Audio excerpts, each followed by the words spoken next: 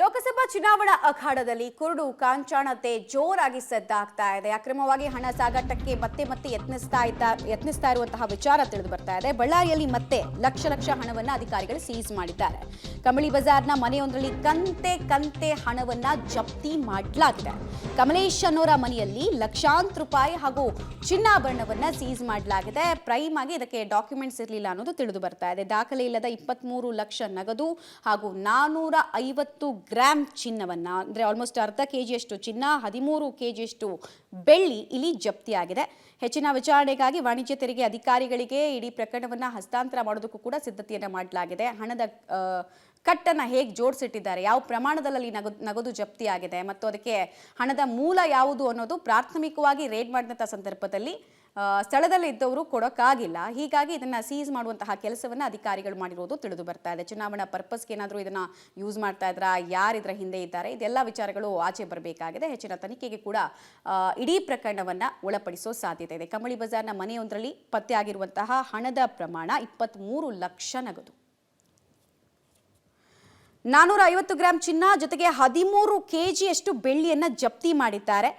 ಸಾಮಾನ್ಯವಾಗಿ ಈ ಥರದ ಪ್ರಕರಣಗಳಲ್ಲಿ ಟಿಪ್ ಬಂದಿರುತ್ತೆ ಚುನಾವಣಾ ಅಧಿಕಾರಿಗಳಿಗೆ. ಅಂದರೆ ಈ ಥರ ಹಣವನ್ನು ಇಲ್ಲಿ ಸಂಗ್ರಹ ಮಾಡೋ ಕೆಲಸ ಆಗ್ತಾ ಇದೆ, ಈ ರೀತಿ ಸಸ್ಪಿಷಿಯಸ್ ಆಗಿ ಆಕ್ಟಿವಿಟೀಸ್ ನಡೀತಾ ಇರುತ್ತೆ ಅಂತ. ಸೊ ಅನುಮಾನ ಬಂದು ಆ ಟಿಪ್ ಪ್ರಕಾರ ಆ್ಯಕ್ಟ್ ಮಾಡಿದಾಗ ಇಲ್ಲಿ ಪತ್ತೆ ಆಗಿತ್ತು ದೊಡ್ಡ ಪ್ರಮಾಣದ ಮೊತ್ತ. ಇತ್ತೀಚೆಗಷ್ಟೇ ಬಳ್ಳಾರಿಯಲ್ಲಿ ಮೇಲಿಂದ ಮೇಲೆ ಅಂದರೆ 2-3 ದಿನಕ್ಕೆ ಒಂದ್ಸಲ ಈ ಥರ ಹಣ ದೊಡ್ಡ ಪ್ರಮಾಣದಲ್ಲಿ ಪತ್ತೆ ಆಗ್ತಾ ಇರೋದು ಕೂಡ ಅಲ್ಲಿ ಮನಿ ಪವರ್, ಮಜಲ್ ಪವರ್ ಯಾವ ರೀತಿ ಕೆಲಸ ಮಾಡೋದಕ್ಕೆ ಸಂಚು ಮಾಡ್ತಾ ಇದೆ ಅನ್ನೋದಕ್ಕೆ ಉದಾಹರಣೆ ಅಂತ ಹೇಳ್ಬೋದು.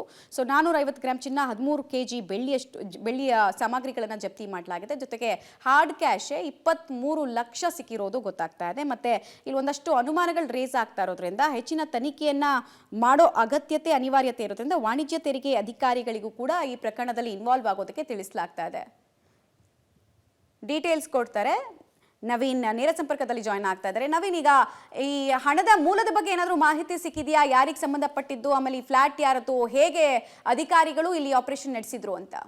ಖಂಡಿತವಾಗ್ಲೂ ಹಿಂದೆ ಕೂಡ ಕಳೆದ 10 ದಿನಗಳ ಹಿಂದೆ ಬಳ್ಳಾರಿಯಲ್ಲಿ ಸುಮಾರು 6,70,00,000ಕ್ಕೂ ಅಧಿಕ ಹಣ ಸಿಕ್ಕಿರುವಂಥದ್ದು. ಅದಕ್ಕೂ ಕೂಡ ಯಾವುದೇ ರೀತಿಯಾದಂಥ ದಾಖಲೆ ಇರಲ್ಲ. ಅದೇ ರೀತಿಯಾಗಿ ಇಂದು ಕೂಡ ಬೆಳಗ್ಗೆ ಕಮಲೇಶ್ ಜೈನ್ ಎನ್ನುವಂಥ ಚಿನ್ನದ ವ್ಯಾಪಾರಿಯ ಅಂಗಡಿ ಮತ್ತು ಮನೆ ಮೇಲೆ ದಾಳಿಯನ್ನು ಮಾಡ್ತಾರೆ. ಅಂಗಡಿಯಲ್ಲಿ ಇರ್ತಕ್ಕಂಥ ಯಾವುದೇ ರೀತಿಯಾದಂಥ ನಗದು ಪತ್ತೆ ಆಗಲ್ಲ. ಆದರೆ ಅವರ ಮನೆ ಮೇಲೆ ದಾಳಿ ಮಾಡಿದಂಥ ಸಂದರ್ಭದಲ್ಲಿ ಸುಮಾರು 23 ಲಕ್ಷಕ್ಕೂ ಅಧಿಕವಾದಂಥ ಹಣ ಪತ್ತೆ ಆಗಿರುವಂಥದ್ದು. ಅದ್ರ ಜೊತೆಗೆ 450 ಗ್ರಾಮ್ ಬಂಗಾರ ಮತ್ತು ಅದೇ ರೀತಿಯಾಗಿ 13 ಕೆಜಿಯಷ್ಟು ಬೆಳ್ಳಿ ಪತ್ತೆ ಆಗಿರುವಂಥದ್ದು. ಇದಕ್ಕೆ ದಾಖಲೆಯನ್ನು ಕೇಳಿದರೆ ಸಮರ್ಪಕವಾದ ದಾಖಲೆಯನ್ನು ಒದಗಿಸುವಲ್ಲಿ ಮನೆ ಮಾಲೀಕರು ವಿಫಲರಾಗ್ತಾರೆ. ಹೀಗಾಗಿ ಪ್ರಕರಣವನ್ನು ದಾಖಲಿಸಿಕೊಂಡಂತಹ ಪೊಲೀಸರು ಈಗ ವಿಚಾರಣೆಯನ್ನು ಮಾಡ್ತಿರುವಂಥದ್ದು.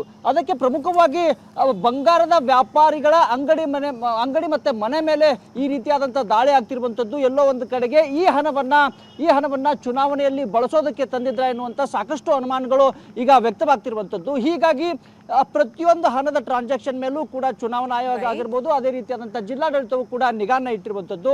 ಇವರ ಮನೆ ಮೇಲೆ ದಾಳಿ ಮಾಡೋದಕ್ಕೂ ಮುಂಚಿತವಾಗಿ ಇವರ ಮನೆಯಲ್ಲಿ ನಗದು, ಇಷ್ಟೊಂದು ರೀತಿಯಾದಂಥ ನಗದು ಮತ್ತು ಚಿನ್ನ ಬೆಳ್ಳಿ ಇದೆ ಎನ್ನುವಂಥ ಸೂಕ್ತವಾದಂತಹ ಮಾಹಿತಿಯನ್ನು ಪಡೆದಂಥ ಪೊಲೀಸರು ಇವತ್ತು ಬೆಳಗ್ಗೆ ಏಕಕಾಲಕ್ಕೆ IT ಅಧಿಕಾರಿಗಳು ಮತ್ತು ಚುನಾವಣಾ ಆಯೋಗ ಮತ್ತು ಪೊಲೀಸರು ಏಕಕಾಲದಲ್ಲಿ ದಾಳಿಯನ್ನು ಮಾಡ್ತಾರೆ. ದಾಳಿಯನ್ನು ಮಾಡಿದಂಥ ಸಂದರ್ಭದಲ್ಲಿ ಮನೆಯ ಟೆರೆಸ್ ಆಗಿರ್ಬೋದು, ನಂತರ ಫ್ಯಾನ್ಗಳ ಗೋಡೆ ಏನಿರುತ್ತೆ ಅಲ್ಲಿ ಎಲ್ಲ ಗೋಡೆಗಳಲ್ಲೆಲ್ಲರೂ ಕೂಡ ಈ ಹಣವನ್ನು ಬಚ್ಚಿಟ್ಟಿರ್ತಾರೆ. ಆ ಹಣವನ್ನು ಚುನಾವಣೆಗೆ ಬಳಸ್ಕೊಳ್ಳೋದಕ್ಕೆ, ಅಕ್ರಮವನ್ನು ಎಸ್ಕೋದಕ್ಕೆ ಈ ಹಣವನ್ನು ತಂದಿದೆ ಎನ್ನುವಂಥ ಅನುಮಾನ ವ್ಯಕ್ತವಾದಂಥ ಹಿನ್ನೆಲೆಯಲ್ಲಿ ಈಗ ಪ್ರಕರಣವನ್ನು ದಾಖಲಿಸಿಕೊಂಡು ವಿಚಾರಣೆ ನಡೆಸ್ತಾ ಇರುವಂಥದ್ದು. ಮಮತಾ, ಧನ್ಯವಾದ ನವೀನ್ ತಮ್ಮೆಲ್ಲ ಮಾಹಿತಿಗಾಗಿ.